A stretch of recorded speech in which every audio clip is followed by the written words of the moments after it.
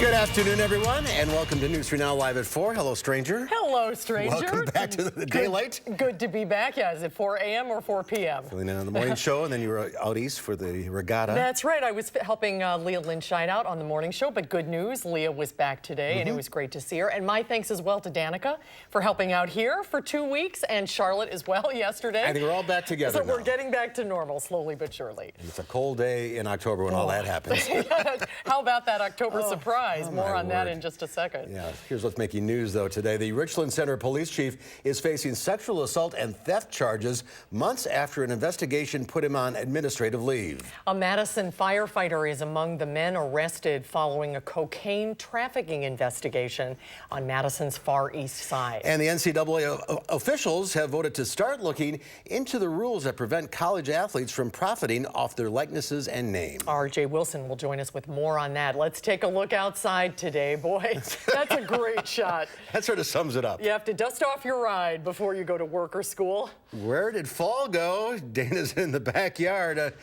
A little more snow than we thought. No, I guess you said 1 to 3, right? Right. We're actually right on track with our forecast. Really what we thought was going to come through for last night and this morning. That's what lined up. Snowfall totals from our overnight event in Baraboo, a little over 3 inches, as well as in Monroe. And that's kind of what we were thinking. Anywhere from 1 to 3 inches with those isolated spots where it tends to get just a little colder, and off to the west where we saw the snow coming in earlier, picking up just a little bit more. On the backyard patio, we did pick up 3 inches. The record for in Madison, 2.2 inches for the day. And unfortunately, since that snow started just a little earlier, some of that accumulation came last night before we officially hit midnight, so we only picked up 2 inches in Madison today. Doppler track is quiet now, though, of course, our sights are set on what's coming up next, and that is going to bring some snowfall heading towards the end of the week, but we'll take a closer look at what's ahead with your Halloween forecast in just a second. Right now on the roads, looking at the Beltline at University, we are looking at a pretty decent commute this evening. So far, so good.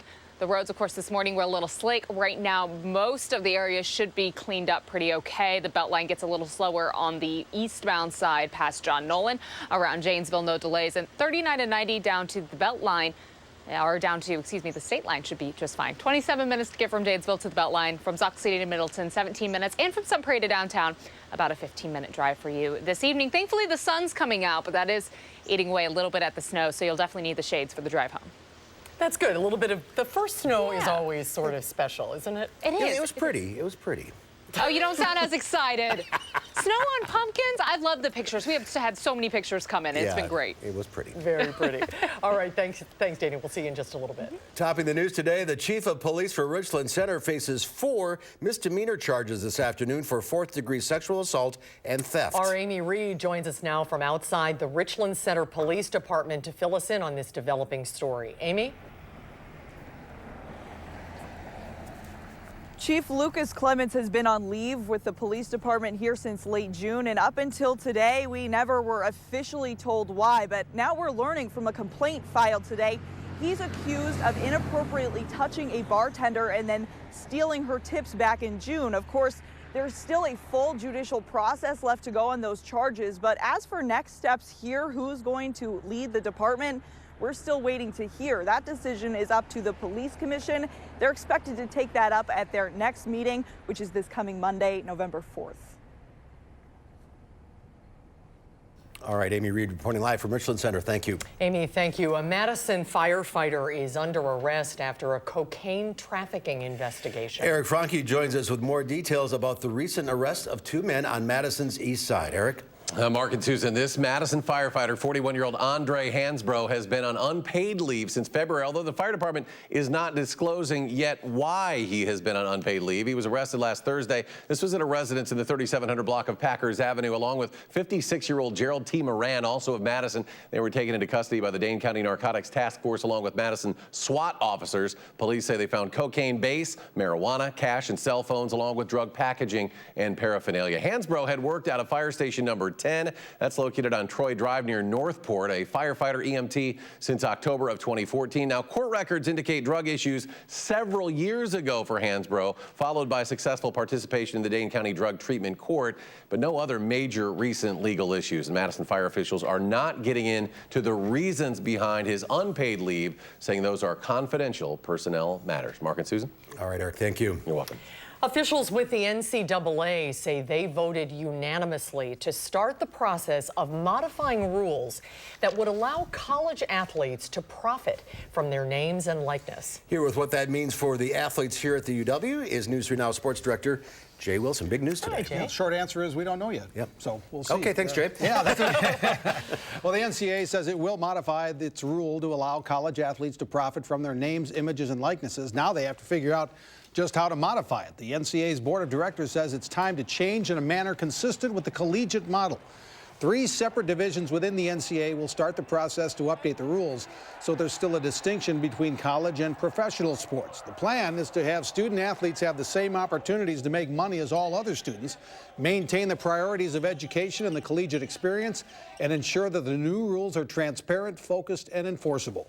The board wants the 3 divisions to implement the new rules by January of 2021.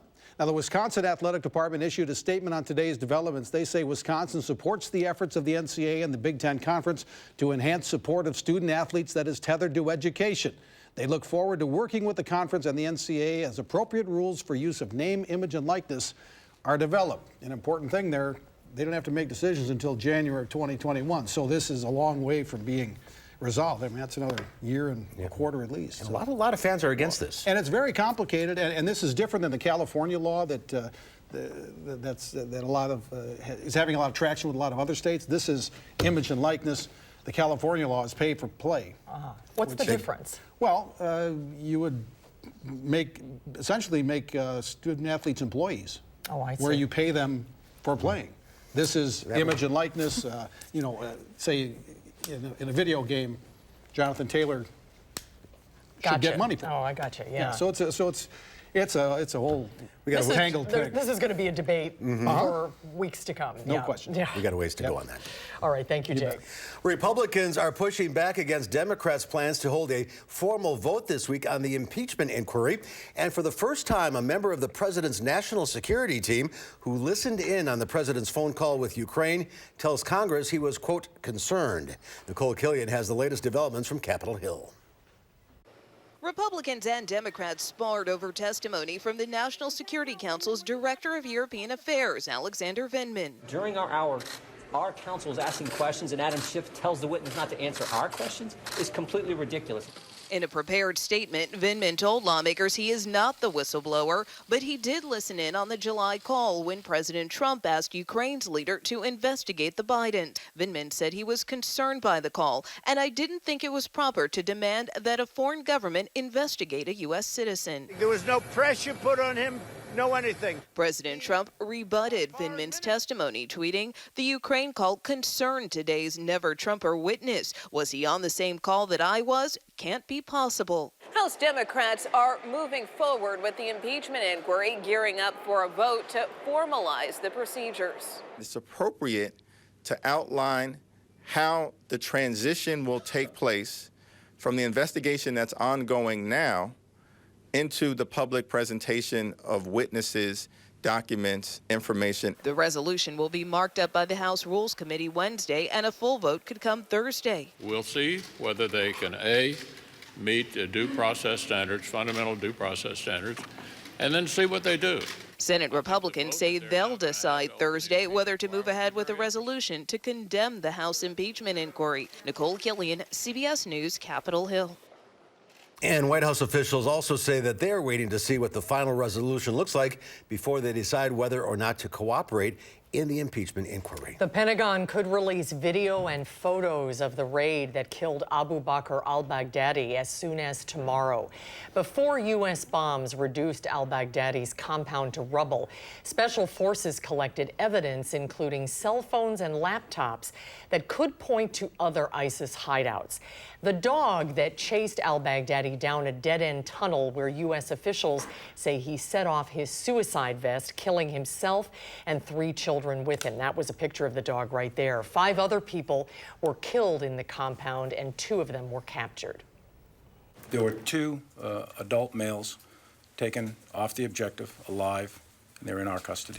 Who else would know what happened to Kayla but these people close to him? The parents of Kayla Mueller are hoping those men might know something about what happened to their daughter. Mueller was a young aid worker who was captured and brutalized by al-Baghdadi. On Capitol Hill, Democrats say his death is a victory, but they're not happy that they were not briefed on the raid before President Trump's announcement Sunday. As wildfires burn across California, the state is expecting windstorms that could undo days of work containing the flames. Windstorms are expected to arrive tonight, fanning the flames and forcing thousands from their homes. The fire in wine country north of San Francisco has already burned through 75,000 acres as it creeps toward the city of Santa Rosa. We're in this critical, really 24-hour window. We're hopeful that the winds will ease off after midnight tonight. Some residents are being left in the dark while the fires burn. A new round of fire-preventing blackouts started this morning, leaving up to 2.5 million people without electricity until the fire threat passes. 2 firefighters have been hurt fighting the blazes, but so far there have been no reports of any civilian deaths nor injuries. Still to come tonight at 4, the CEO of Boeing faces lawmakers in D.C. And he apologizes to family members of some of the victims of crashes involving grounded 737 MAX airplanes. That story when Live at 4 continues. You're watching News 3 Now, live at 4.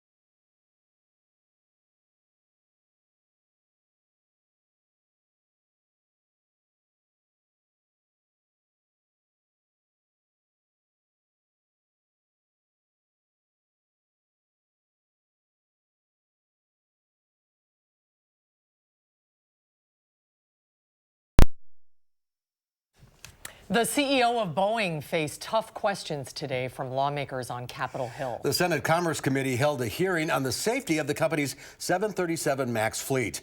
Family members of those killed in 2 crashes involving Boeing 737 MAX 8 jets held pictures of their loved ones as the company's CEO, Dennis Muhlenberg, was grilled on Capitol Hill. Investigators believe a faulty sensor triggered the anti-stall system in both planes, pushing them into a nosedive shortly after takeoff. We've made mistakes, and we got some things wrong. Those pilots never had a chance.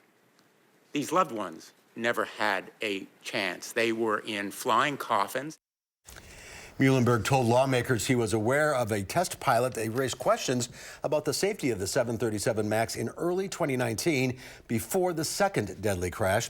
The entire 737 MAX fleet has been grounded since March, pending software updates and FAA approval to resume flying. On Wall Street, stocks suffered some minor losses as investors await the Fed's decision on interest rates tomorrow. The Dow Industrials lost 19 points, closing at 27,071. The Nasdaq gave up 49, while the S&P 500 was off 2. Well, today is World Stroke Day, and stroke remains one of the medicine's greatest challenges. The most serious ones are brain hemorrhages, like the one Eric Sarno suffered at age 36. The Ironman triathlete wrote a book about his experience and his recovery with the help of Madison columnist Doug Moe. The book is called Stroke Runner, My Story of Stroke, Survival, Recovery, and Advocacy.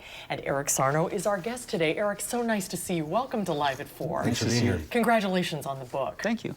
So tell us a little bit about this remarkable story of yours. This happened 12 years ago, and I understand you were already in the hospital when you suffered your stroke. Tell us what happened. Well, I'd been having some back pain, and I was being treated for that condition, and so they admitted me just for observation. It once was Meritor Hospital. I think, is it still Meritor Hospital? Yeah, so I was there overnight, and I was getting ready to go home the next day, and I was showering, and next thing you know, I had what we consider some of the symptoms of stroke. I had some numbness and tingling on the left side, some twitching, and then I just kind of collapsed in the shower and had a seizure on the floor in the bathroom. Did you know what was happening?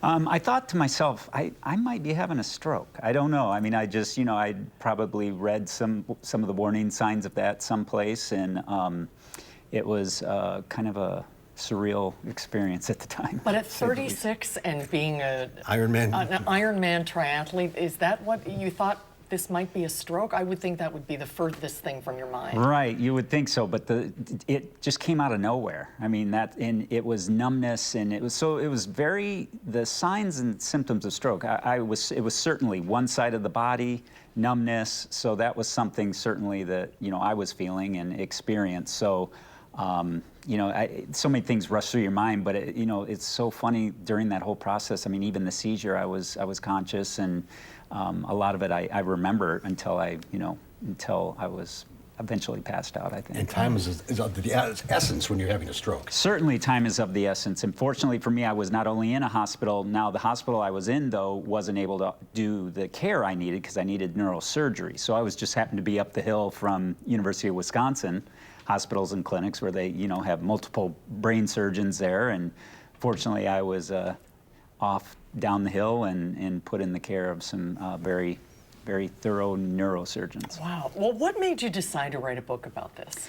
Well, it was kind of the encouragement, not only from my medical team, but friends and family. And then eventually, after I started to recover, they started to ask me to speak to families and patients. And so once I started doing that, I was encouraged more and more that, more people need to hear this. And I was asked by different hospitals and places to come. I did some speaking in Michigan to some stroke survivors and their families.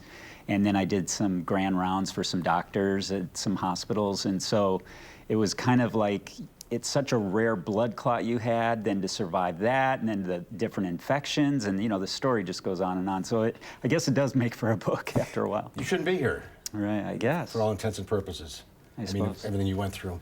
Yeah, I'm told that every now and then. If you read the literature, everything is such a high mortality rate, and so that's why it's very important for me that I like to share. I think my new group of friends and family are stroke survivors and their caregivers. It's important to be able to at least let them know what I know and give them my experiences. And when we were in the hospital, it was my group of fellow runners and triathletes, and we're all in our early 30s, and everybody's in the waiting room thinking, how can someone in their 30s, this isn't supposed to happen to us? And that's why the book is going to help so many people. Right. It really will. But now it's not available right now, is that right?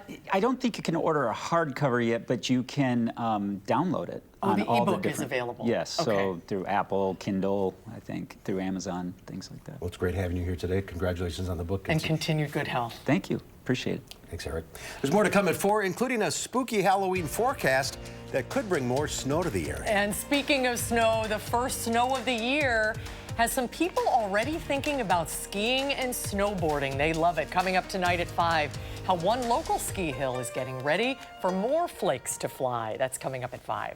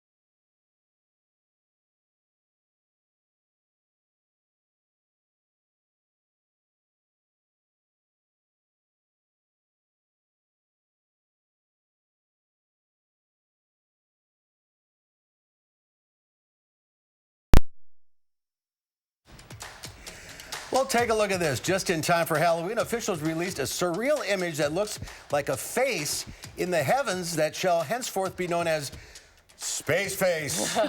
If you squint hard, Space Face looks like any one of several memorable sci-fi characters, but it's actually an image captured by the powerful Hubble telescope of two galaxies slowly colliding some 704 million light years from Earth. The galaxies make up the eyes, while blue stars fill in the rest of Space Face's heavenly features. So cool. That is so Yesterday cool. we had the sun as a pumpkin, and now we got Space Face. They've been World's saving put all on these a show. images. Yeah. Pretty cool. Well, the Brewers may have fallen short of the World Series this year, unfortunately, but they're still making headlines. There's some rumors circulating around that the team is bringing back a classic logo as it celebrates its 50th year as a Major League franchise. The logo change was spotted on a leaked photo of the Topps 2020 baseball card. It's a throwback to the team's classic ball and glove logo that was worn from 78 to 93. The Brewers have, of course, declined to comment, but they have said they're planning a lot of special things to celebrate their half a century of baseball in Milwaukee. throwback. Don't they still have that glove thing? Yeah, it's still a glove thing. But I think like the circle and the style around it, right? Okay. Right. That's throwback logo. That's what they're bringing back. But the glove has stayed. The glove is timeless. It is. Hard to think about baseball right now. It is. It is not baseball weather. A little football-y outside or hockey. Those would all be good options. Of course, we are looking at a dry night and dry for most of Wednesday, but the chance for showers and more snow is going to creep back in. Looking ahead to our Halloween. Your forecast right after the break.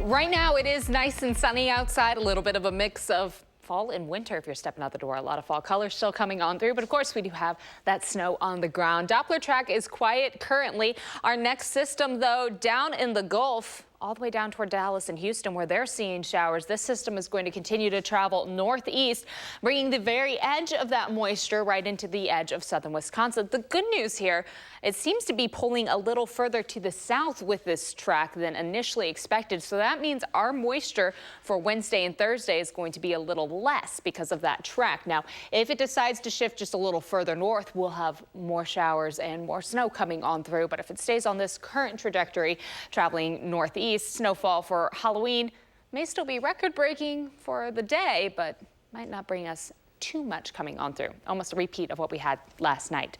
Temperature-wise, overnight, we are going to fall to the mid to upper 20s. It'll be a little cool starting off the day on Wednesday. Skies become mostly cloudy during the day on Wednesday, and we're going to have a little bit of a mixed bag of precipitation. That first line of showers starts to cross up into Rock and Greene County, the southern edge of Dane County, bringing rain initially as temps will still be above freezing, but throughout the late afternoon and evening, those showers will steadily start to transition over to some wintry mix and light snowfall. That's for late on Wednesday and continues overnight into Thursday morning. Even around midnight, we are still expecting the chance for a little more light rainfall to the eastern edge and some lighter snowfall expected for the central and southwestern portions of Wisconsin. Cloud coverage throughout the day for Halloween. Unfortunately, in the morning, we still have a little bit of precipitation falling, but again, its system as it pulls further away is going to pull all of that out of here. And so by Thursday night for trick-or-treating, it does seem like everything's going to stop falling from the sky. However, it's going to be a little messy outside. It seems like anywhere from 1 inch to 3 inches of accumulation likely for southern Wisconsin, so really on par with what we had last night. Some isolated areas, of course, the lower lying spots and where temperatures seem to drop just a little bit more around Lone Rock.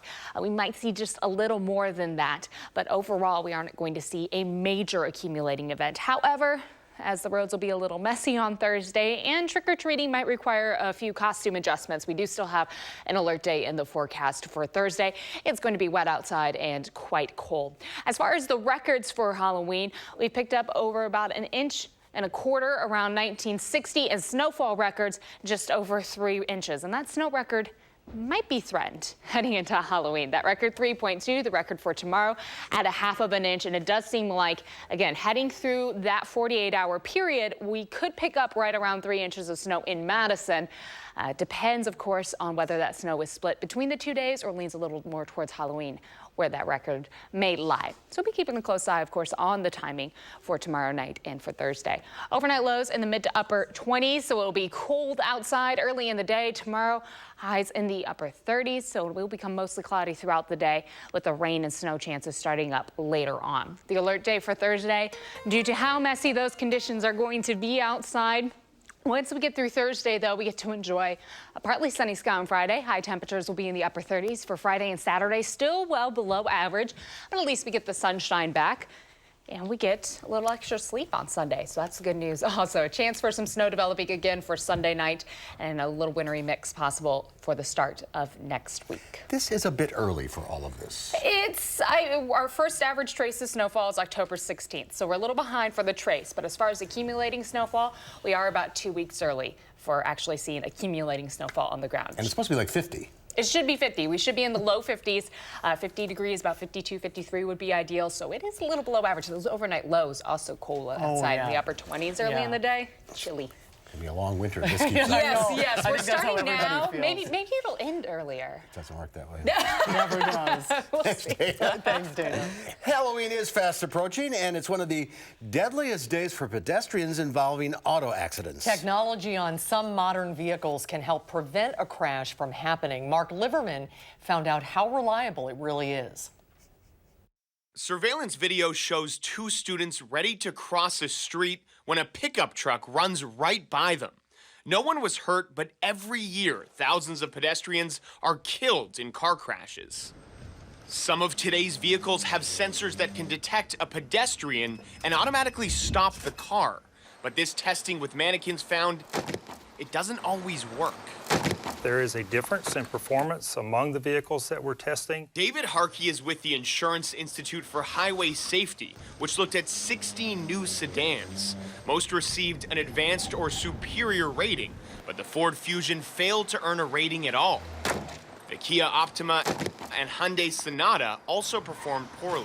This is a first step. There are obviously things that automakers can improve upon in the future. The testing involved cars driving at 12 to 37 miles per hour during the day. A recent study from AAA found sedans were more likely to fail at faster speeds after going around a turn, and especially in the dark. Most of these systems do not work at night. And if you look at the situations where pedestrians are most vulnerable, it's at night. Many vehicles only have the technology as an upgrade option. We're trying to push all of the automakers to provide this technology as a standard option on their vehicles. Safety experts believe as auto braking improves and becomes more widespread, it can save more lives.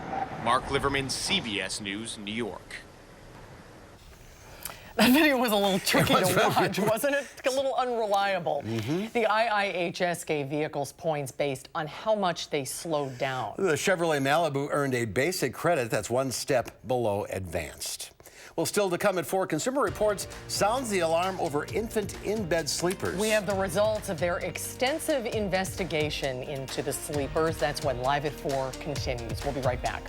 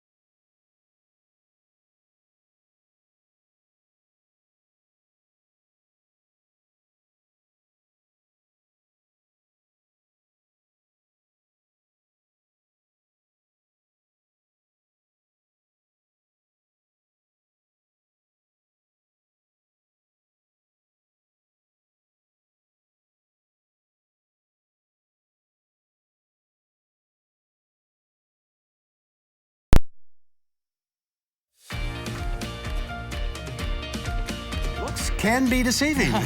A sunny downtown Madison, but the snow is still, well, it's melting. It's melting fast. Yeah, it is melting fast. Well, months after a Consumer Reports investigation prompted the recall of millions of popular infant inclined sleep products, new data shows potential dangers with other children's sleep products as well. This time, in-bed sleepers are the issue. At least a dozen infant deaths have been linked to them. And once again, Consumer Reports is sounding the alarm. Our Josh Spreiter has that story. Consumer Reports has found major safety issues with in-bed infant sleeper products like the Baby Delight Snuggle Nest Infant Sleeper, Docatot, and Swaddle Me by Your Side Sleeper. In fact, the investigation found in-bed infant sleepers like these were linked to at least 12 infant deaths between 2012 and 2018. Yet unlike cribs, bassinets, play yards, and bedside sleepers, in-bed sleepers are not required to meet any federal safety standards related to infant sleep. All of these in-bed sleepers have potentially dangerous design elements, but most notably, the padding and the soft surfaces pose a suffocation risk if the babies roll into the soft fabric. And with any in-bed sleeper, there are variables you just can't control for. The adults could inadvertently roll over onto the product and the baby, or even make the product itself unstable so that the baby rolls and turns into the soft bedding of the sleeper. Consumer Reports reached out to all three brands about the incidents. Docatot declined to comment, while the makers of the Swaddle Me by Your Side Sleeper and the Snuggle Nest say their products are not responsible for any infant deaths, which they say were caused by other factors. Still, CR safety experts believe that none of these products have been adequately safety tested and none adhere to safe sleep recommendations from the American Academy of Pediatrics and other health organizations. CR urges parents to stop using inclined sleepers or any sleep products, including in-bed sleepers that do not meet federal safety requirements related to infant sleep. Parents should always put their babies to sleep in a bassinet, crib, play yard, or bedside sleeper without any soft bedding or bumpers. Many new parents prefer to keep their baby close by the bed to help make sleep and nighttime feedings easier. New mom Sarah Axelbaum is working with her postpartum doula, Sarah Ludwig, to set a safe sleep routine for baby Denver. So at nighttime, we like to have him in this bassinet near us, but not with us. With sleep, consistency is key. It can be so tempting, especially when you're struggling, to use something that seems to be helpful, but you want to make sure that you're always observing safe sleep practices so that in the long run, everybody gets as much rest as possible. With this Consumer Reports, Josh Spreiter, News 3 Now. Look at the hair on that baby. A lot of hair.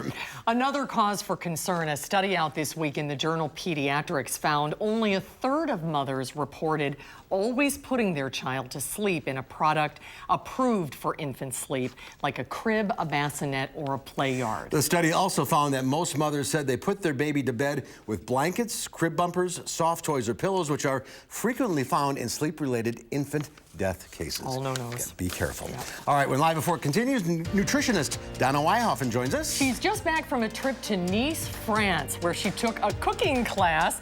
Donna always brings recipes back with her, and she's going to make it for us when Live at 4 continues. Hi, Donna.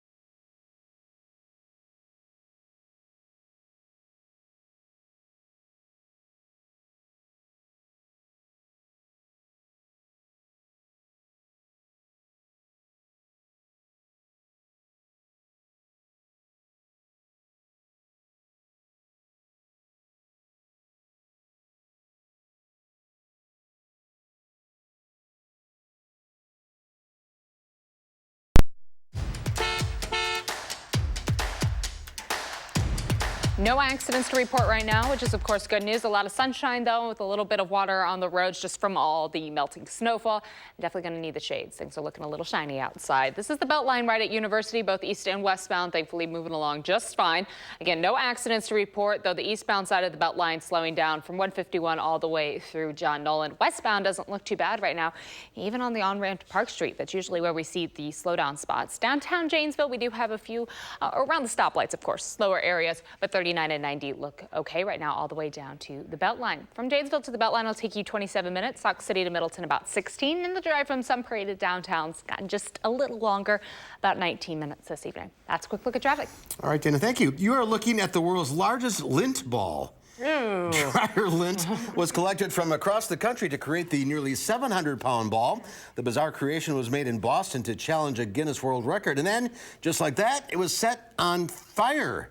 The incendiary display was to help raise awareness about the dangers of dryer fires. Well, that's a creative way to do it. Lint balls. From lint balls to our resident world traveler, nutritionist Donna Wyhoffen is back from a trip to Nice, France. And she always brings back a recipe from her adventures. Donna, we're going to call this your nice salad. It's my nice salad. It's Niçois, meaning it's from Nice. It was actually developed in Nice. And there's a tradition that when you order a Nice salad, it has to have certain things in it. And the most traditional one is this simple one, which is canned tuna. And cucumbers and tomatoes and olives and capers. There you go. And so I duplicated one that I got in a restaurant like that. But many people have adaptations. And I did take a cooking class with a chef. He was kind of traditionalist. When I wanted to put in certain things, he said, no, you know. Really? No. But other people say, yes. Okay. So Donna's going to create one that's really beautiful. I have your little creation right here. All right. But I want to start with my beautiful platter. And one of the things that is very nice to put on a Niçois salad are roasted potatoes. So these are roasted potatoes. And what's so fun about this is you do it ahead of time, and then your guests come, and then they help themselves. So you always serve it family style like this? I love this bowl, by the way. Because then you can pick what you like. Because, some people don't like eggs, and other people don't like cucumbers. So I've got cucumbers. That's always on a Niçois salad is cucumbers. Then we have eggs. And eggs are always in a Niçois salad. Also, these are hard-boiled eggs, and it's nothing fancy. Good thing mine didn't turn green, right? I know. Aren't you impressed? You put them in the ice water, right? Yes, I did. And then tomatoes. Tomatoes are also always in a Niçois salad. But look at how colorful this is. When I get done, you will say, "Oh my goodness, this is so fantastically beautiful." And then these skinny little green beans. And put those are cooked? Those are cooked, but I just blanched them. Actually, one of the Niçois salads that they sometimes serve are only raw. Then I like to add black beans to mine. So I'm going to add a little bit of black beans. I think that adds color. And what else do I have? I have some artichokes. So you can see I've got different colors. Look at how this creation is coming together. And it couldn't be healthier. This is a Mediterranean diet superstar, right? And then I'm going to use salmon. I cook this in the oven, and I put a little glaze on the salmon so that it has a apricot glaze on it. I like it better than tuna because I don't think a lot of people like really canned tuna. So when you have company, you might want to do it with the salmon. Now, do you dress it? I do. And dressings are always mustard and vinegar and oil.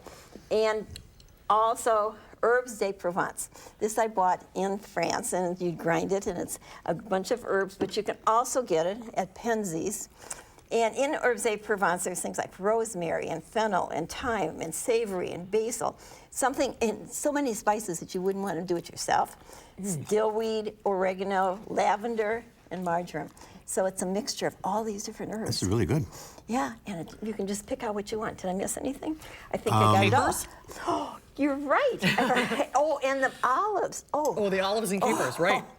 Oh my goodness, it would not be a Niçois salad without olives. So thank you. So there are some things that have to go in, and then you can put in things you want. Yes, right.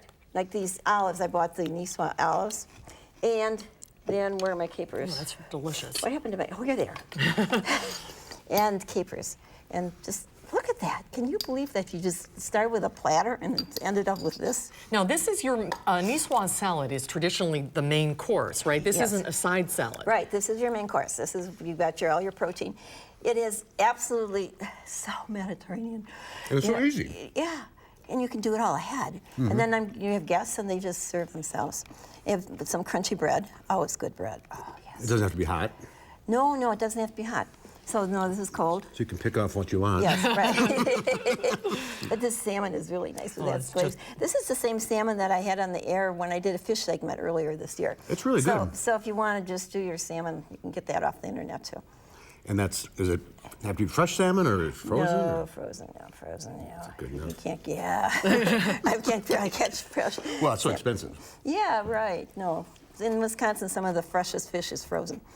Exactly. So where to next? Oh, I don't know. Where should we go? Depends on what we want to eat. What do we want to bring back? Let's go to Valencia and do paella. Let's go. Okay. Next year, we'll do that. Great idea. Put it in the budget. Yeah, Okay. Yeah, and we'll invite other people to come. Recipe online? Yeah. Thank you, Donna. Channel3000.com. We'll be right back with the final check your forecast. This is really good. Delicious. Wait, ready, roll playback.